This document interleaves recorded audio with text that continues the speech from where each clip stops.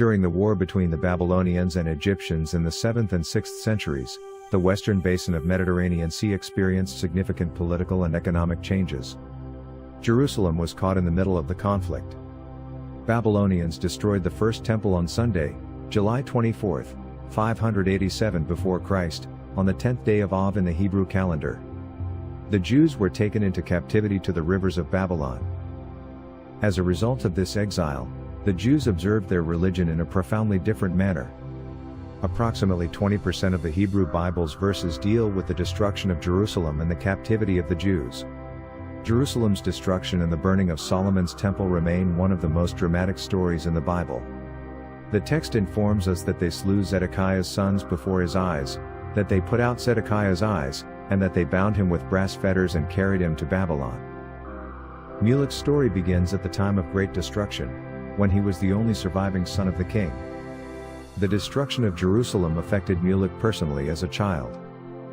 At this time, away from Jerusalem, on the island of Jerba in the eastern Mediterranean Sea, the Phoenicians were strong and were able to give protection to the Jewish prince from the destruction of the Babylonians.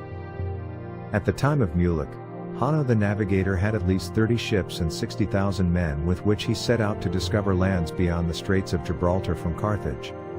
Not much is known about Hanno the navigator's lineage, but he was likely a member of the Maganids, a powerful Carthaginian clan. His name was common in the clan, and the Greek term Basileus used to refer to him is likely a translation of the Punic Suffete, the highest administrative role in Carthage. Ships from the Old World were in America during the time of Hanno the navigator and Mulek the prince of Judah. Carthaginian oil lamps, beads, and other artifacts have been discovered along the St. Lawrence River. 3 stone slabs inscribed with Carthaginian script have been found in Sherbrooke, Quebec, Cape Cod, Massachusetts, and Hawley, Pennsylvania.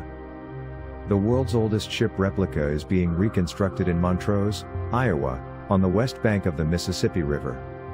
Volunteers have donated more than 7,000 hours for the ship's restoration. Nearly 40 tons of timbers are connected with 10,000 Phoenician joints.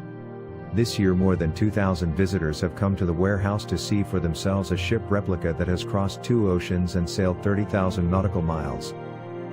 We are at a very early stage. The basic elements of history are with this project.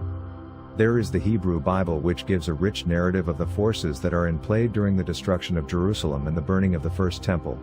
There is the island of Jerba in Tunisia, where Jews have worshipped since the time when high priests came from the Temple of Solomon.